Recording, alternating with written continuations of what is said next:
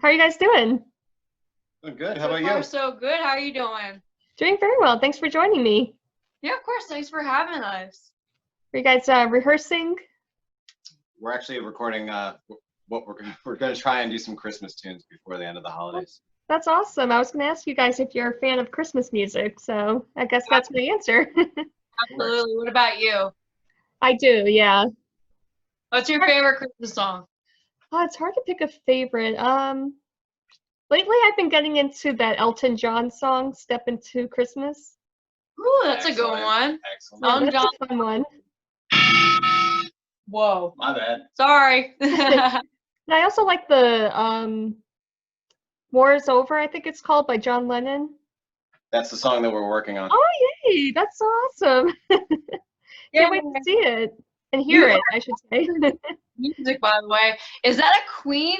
Is that a Queen pose? Oh my God. Yes, She's that's why I was so excited to talk to you guys about your cover of Show Must Go On. Oh my God, that's awesome. Hell yeah. Yeah, I've been a big Queen fan for like 6 years. I was so obsessed, my friends would be like, "Oh my God, stop talking about Freddie, stop talking about Queen." Hey, that's definitely not a bad thing. That's, mad respect for that. Seriously, that's awesome. Were you guys a fan of the movie Bohemian Rhapsody? Oh, Absolutely. What about you? I enjoyed it. I mean, being a big Queen fan, I could pick out the historical inaccuracies and be like, "That's not how it happened." But overall, it was a good film, and I think the actors It's Hollywood, did so an they got, excellent job portraying it. yeah. Yeah, Rami did an incredible job for that final live aid performance. That I was know, he nailed it. I think Freddie would have been proud. I oh, think absolutely. so too. Yeah, it was definitely that Oscar was definitely well deserved. Absolutely, yeah. And how was it covering the song? Because I mean, it's such a powerful song, especially given that it was towards the end of Freddie's life. Was it hard to take on that powerful song? Um, I mean, it's definitely a ballsy move to cover any sort of Queen song. Like you gotta, if you know you can't nail it, then you shouldn't do it. We were trying to do it justice as best as we could. I think we got pretty close. No, I But think you guys did a great job. well, thank you. Thank you so much. It definitely pulled on our heartstrings a little bit Yeah. because that was mine and hers main influence. Queen has been our main influence ever since this band really started. And so trying to pull a ballsy move like that, especially a song like that, his last album, his one of the last songs he recorded, because he did Innuendo, that was the last one he did. Yeah, Right? that you would know because you're a Queen fanatic, but that album came out after he had passed, right? Innuendo. Oh, Innuendo, yeah, it did. So Yeah, that song, everyone in the world heard that song, and he wasn't even there to, see the response from it. You know what I mean? Yeah, did you ever hear back from Brian May or Roger Taylor about the cover? We're still trying for that.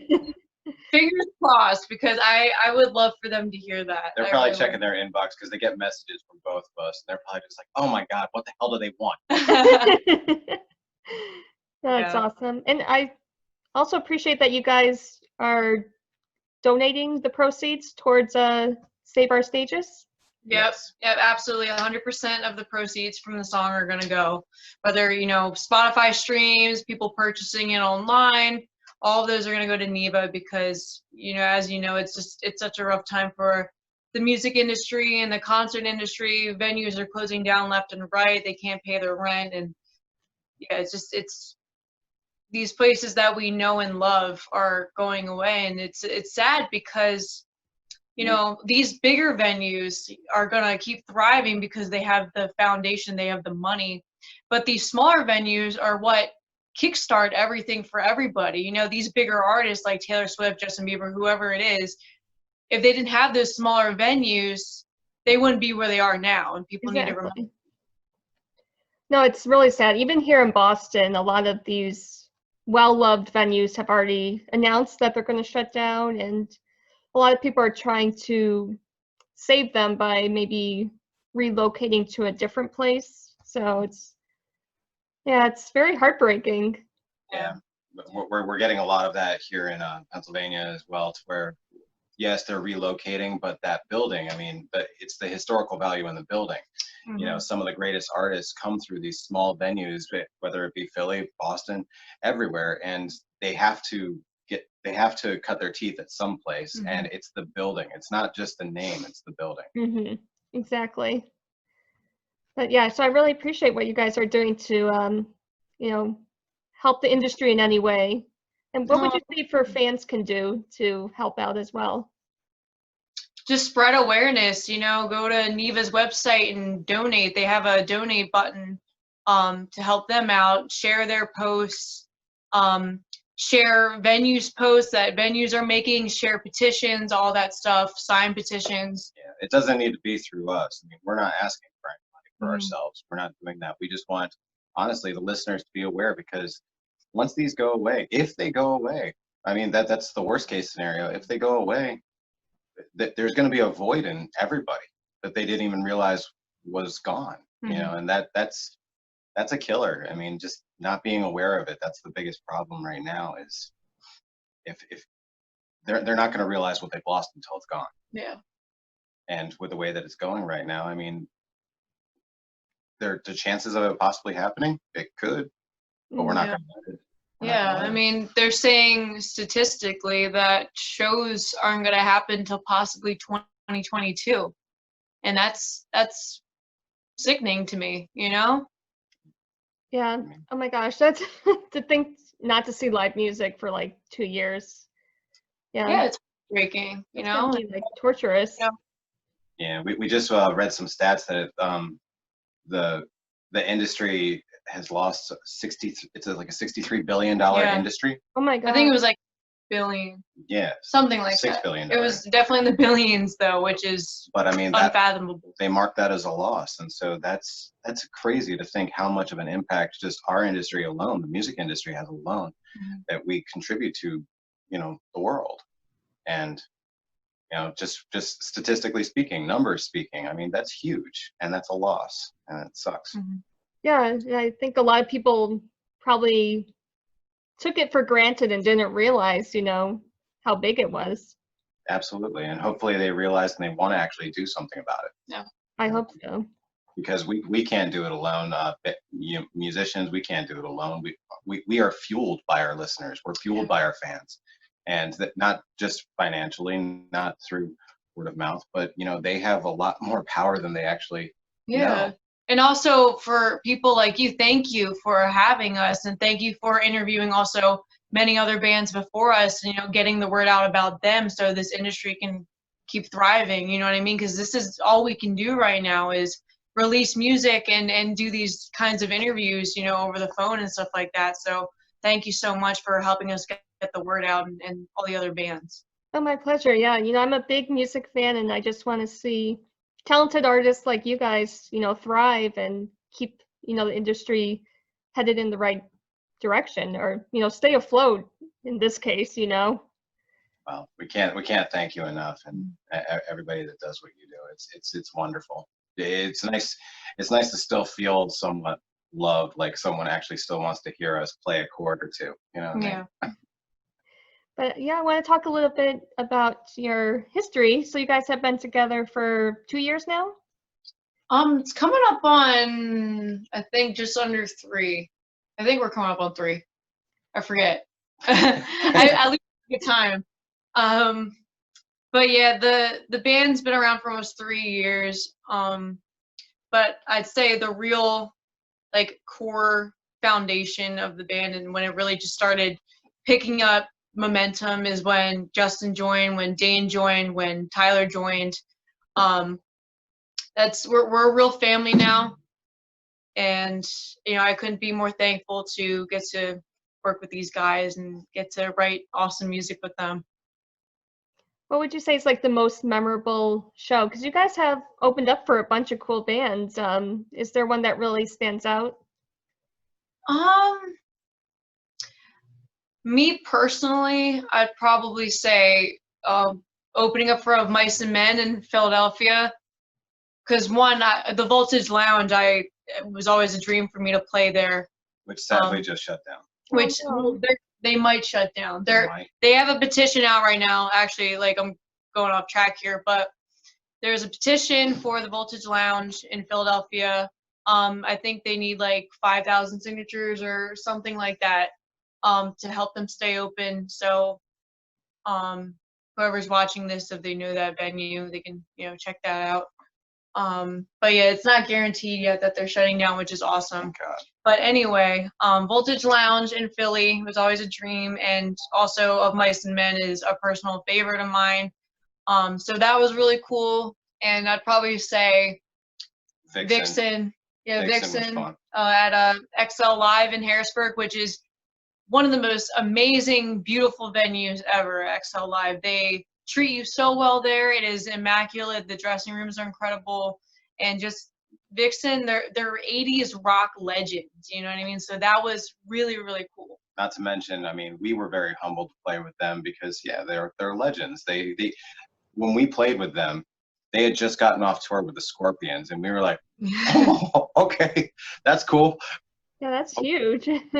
Hopefully we can do that justice. And we ended up hanging out with them in the dressing rooms, and they were so cool. Like they watched our set, they sat there, they were so humble. Yeah. And to think, you know, 30 years later, they're still just as cool. You know, it was a really cool, surreal experience. Yeah, definitely. Yeah, it's always good when, you know, you get to meet these legends and they don't have big egos. They're just regular people, you know? It's awesome. Yeah, I feel like that older group of musicians, you know, from like the 80s and the 70s and stuff, they're always going to be a little bit more down to earth because they had to put the most work in, you know. I feel like nowadays it's so easy for, you know, certain artists to just get famous and with not really putting the work in, you know what I mean? Like these people, they had to really grind their butts off to get to where they are now. So I think that's why they're so just chill and so respectful. No, exactly. Like these days, people can put a viral video up on YouTube and, you know, just kind of start their career from that. Whereas, like you said, back in the 60s, 70s, these bands were practicing in garages or basements, trying to really get their sound together and perform gigs every night and hope somebody would sign them to a label. Putting demos in your backpack and just handing them out, spamming. That was spam back in the day before the internet. Yeah, yeah, times have changed. That was a good time. I miss those days.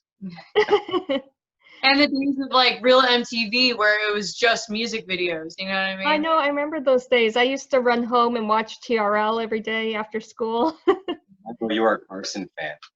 I'm sorry? You were a Carson Daly fan, weren't you? A Carson Daly. No, I'm more of the fan of, you know, the interviews of the artists I loved and yeah. Like Kurt Loder and stuff like that on MTV. Kurt Loder. I wanted him to be my dad. Really? He just seemed like a cool guy. He just seemed like a cool guy. Yeah, it's just not the same anymore. No. You know, you have shows like Jersey Shore and stuff, and it's like, it's supposed to be music television, you know? MTV, music television. Now it's just, I think they changed it to media television. Oh yeah, like the Catfish show or whatever it's called. Like, get out of here with that. It's music. It's about the music. And yeah, hopefully one day they get back to that, you know? I hope so. Or like, you know, VH1 even had music. Exactly. Oh, yeah.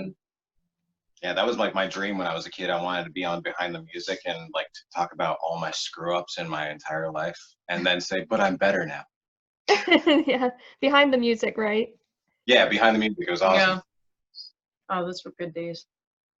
Yeah, it would be great if like there's a new platform that would come out that would just feature, you know, bands, you know, on, but I don't know, is cable even that big anymore? I feel like everyone has smart TVs, you know, with Netflix and Hulu. Yeah. True. I mean, it would be cool if they somehow made it just, you know, for streaming. You know what I mean? Like MTV went to like streaming platform. That would be cool. Because you're right, it's all going to streaming and Netflix and Hulu and all that stuff. So. And Twitch. What's up with Twitch? Oh yeah, I haven't done Twitch yet, but I keep hearing about it. So I'm like, how does this work? It's just like I'm terrible with technology as it is. So I don't. It started off as a gaming platform, but now people are putting up cooking videos. People are going into abandoned warehouses and stuff like that, doing documentaries. I was Yeah, I just like, always thought it was for video gaming, so I guess it's That's what I thought. changing. it started off, but now it's like a whole nother platform when it comes to everything. And I told her a long time ago, because the one thing that, like, this might come up as a question, is like something you don't know about her. She's an amazing cook. And so I was just like, yeah, we should do an Eternal Frequency cooking channel. Yeah. Show up Gordon Ramsay. I think it'd be good. That'd be fun. I would watch that. What's your favorite thing to cook? Probably anything Italian. Honestly, I'm really Italian, so it's just I have olive oil in my blood, so just oozing. Our practices stink. So if you ever come to Boston, you should go to the North End. It's a Italian neighborhood in Boston. Has Girl, so many great Italian restaurants. I am there. I've actually always wanted to go to Boston. I've been wanting to go there forever. My friend Joey, he goes to Berkeley up in Boston. Yes, I have a lot of friends who went to Berkeley. Really? Yeah, I hear nothing but awesome things Wait, about is his it there. name Joey Dockery? Dottery or Yeah. whatever? Yeah, do you know him? Yes. Wait, what? No, he's good friends with my now ex-boyfriend. So Period. No, what a small world. He's literally a rock's throw away from this house. Right Yeah, now.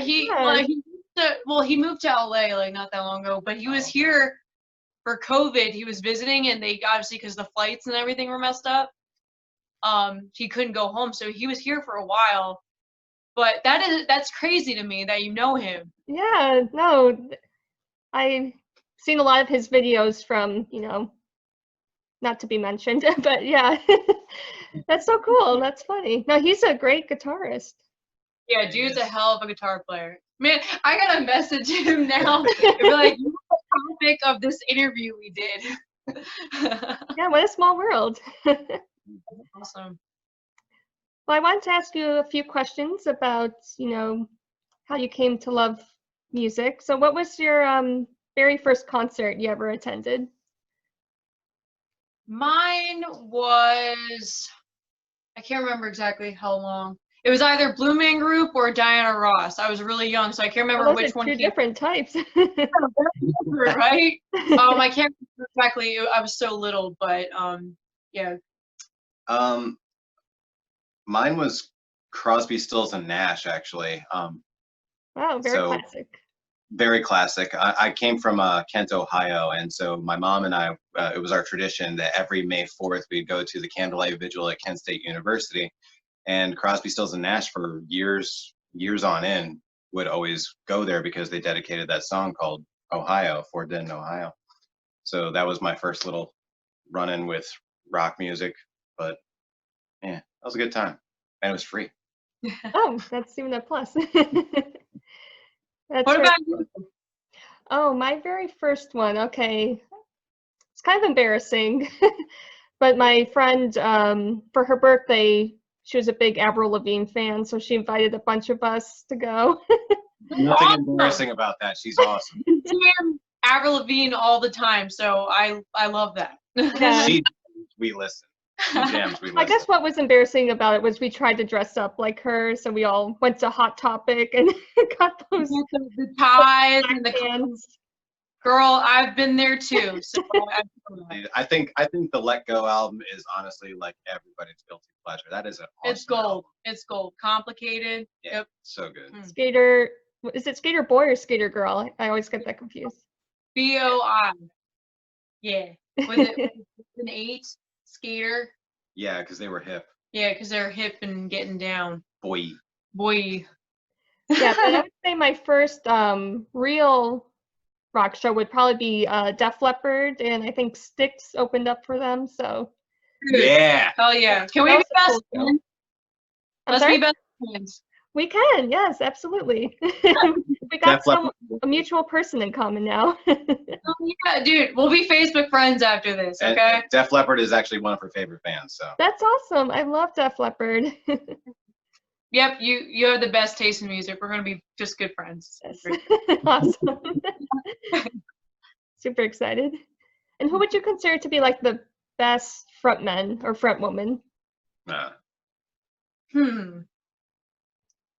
we've already brought him up, and so I would Freddie say Mercury. Yeah. He's not in a band per se, but Michael Jackson's a huge influence of mine as well. Incredible frontman, incredible showmanship. Can you Who do else? the moonwalk? Can I do the moonwalk? Yeah, I've been trying to practice it, but I suck at it. I actually can. It's better to like learn it with socks on first. Don't even Right. try it with shoes on yet. Who else? I can't. I would say like modern frontmen. I would honestly, I have a soft spot for David Draymond from Disturbed. Like the way that he commands an audience is cool. Oh, yeah. I mean, like I haven't really listened to modern Disturbed aside from Sound of Silence, but early when Disturbed came out, I mean, honestly, they changed the face of rock in my personal opinion, and the way that his charisma on stage is just uncanny. No one can touch him. It's awesome. Those Yeah, are the good ones. Yeah. Is that Michael Jackson actually behind you in that picture? Hell yeah, it's the Bad album. I don't know if you can see that, but yeah, the Bad Nice. album is my favorite. So I like to have little bits of inspiration in our studio to kind of just like keep the muse and the vibe going. Yeah, we have like an Elvis doll, a Freddy Krueger doll. I have a Captain America next to me here on the computer. You know, it's all for show. It's all, Oh, for sure. No, yeah. that's cool. I have a lot of collectibles too. Yeah, you A lot gotta get of- the Christmases going. A lot of those pops. A pop vinyl? Yeah. I have That's a few of like Freddie Mercury and Brian May. Oh, I didn't know they even had the Brian May one. I mean, look Yeah, at that. I can show you what it looks like. 1 second. Please. Look at that Freddie Mercury. Dude, that's a great poster. Oh my Oh, God, that's so cool. That's That's cute. adorable. I That's loved awesome. it. So, That's my little nerdy side. nothing nerdy about it. No, we all got it. So, aside from your other songs like Parasite and Temptations, do you have anything else in the works that you're writing? We have an entire LP's worth in the works. Yeah, Nice. LP. Yeah. There's no release date for yet. It's definitely going to be 2021, early 2021. But we'll be releasing like a few singles, you know, every couple of months with music videos, and yeah, we have plenty of stuff in our arsenal, just ready to go out into the world. We're you know, chomping at the bit. Yeah. We go and shoot our next music video in under a month, actually. Oh, So nice. we'll be spitting out some singles very soon. Yeah, a lot of very personal, but also stuff that just, you know, with the world that we're living in today, it's a lot of really good messages coming. We tried finding in these times, it's just like you can go down the formulaic rabbit hole, or since we have time now and we can really kind of hone in on what we want to do, you know, for the long term, we really got into that. So we started tackling topics that I feel like have been put on the back burner for most people, you know, a lot of topics that people don't want to talk about. And so we got deep. We got deep. Yeah. Sometimes you got to. I mean, in these times right now, I mean, it's everybody needs any kind of like therapeutic vice that they can find. So Yeah. I find just like writing down your emotions, it can really take the weight off your shoulders sometimes and just clear your mind. Absolutely. Absolutely. But yeah, you're gonna hear everything from us. You're gonna hear like ballads. You're gonna hear like more like poppy hard rock stuff. You're gonna hear like really heavy metal hard rock stuff. Just everything you can imagine. We like to show how versatile we are, and you know, and we like to give our fan base that, and hopefully we'll draw different kinds of fans. You know what I mean? We don't like to keep ourselves in a box. and that's the Queen mindset right there. I mean, Queen. Yeah, Am I allowed to swear on here? of course. You can say whatever. I mean, Queen. They didn't give a fuck. You know, they didn't. Exactly. Honestly, like I feel like bands need that now. They need to stop trying to think that they belong in this little box. And it's just like, okay, you're a metal band. You only talk about hate. You only talk about these particular signature topics. That's why. We're human beings. We are a roller coaster of emotions. We go down this every single day, and we just happen to document it through music. And so, yeah, we're going to be a roller coaster, but it's going to be fun. Yeah, I mean, we don't write. Some bands write for the radio, and we don't like to have that mindset. Cool if a song gets on the radio. That's always like, you know, we always hope for that. But at the end of the day, we're going to write from our heart and what matters to us, and the right fans, the right supporters are going to be drawn to it. You know what I mean? We're not going to please everybody, but we're going to please the people that matter. Yeah. Absolutely. And I think it's also important that, you know, you stay true to yourselves, but, you know, if it attracts people, that's awesome, you know? Right. Exactly. But yeah, like you said, I think bands need to break away from those stereotypes, because it's like, that's so old school, you know, to, like you said, like a certain genre has to look or sound a certain way or think about certain things. So I'm totally on board with your mindset. Yeah, we're in a prime time right now to where it's just like there are no rules anymore. I mean, the entire industry's been shut down. Why not rebuild? Why not reinvent it? You know what I mean? Honestly, Freddie would be doing the same thing. He just, okay, well, time to turn this whole world upside down because it's already upside down. Yeah. You know? I know, and like he collaborated with an opera singer, Montserrat Caballé. I mean, that's breaking so many stereotypes. Yeah. Yeah, very innovative. So I love that. Absolutely. Cool. Well, I really appreciate your time with me. Is there anything else that you want to mention before we sign off? Just keep an eye out. Anybody who's watching, keep an eye out. Check out our website, eternalfrequencyband.com, for updates. Yeah, just we got lots of cool things coming. 2021 is going to be a good year. And our original opening statement for this, you know, hashtag save our stages. Donate what you can. Keep every musician alive. Keep the people in front of house, back of house, everybody. Keep the entire industry alive because honestly, all you need to show is that you actually give a shit. Yeah, those people sitting at home, do not be afraid to check out new music. You know, get out of your comfort zone. Go on Spotify, start streaming stuff you never thought you would stream, and you never know, it might become your next favorite band. Absolutely. I love that, guys. And I can't wait to see the Christmas song that you guys are going to be working on. It might be Wham. Who knows? I've been whammed so many times. But yeah, I think she's expecting a friend request after this. So yeah, girl. You get to work. You know where to find me. I'm going to get on that right away. Thank you so much for having us, Jen. Yes, I really appreciate it. It's my pleasure. Take care, guys, and happy holidays. Out there, all right? Happy holidays. Merry Christmas. Merry Christmas. Bye.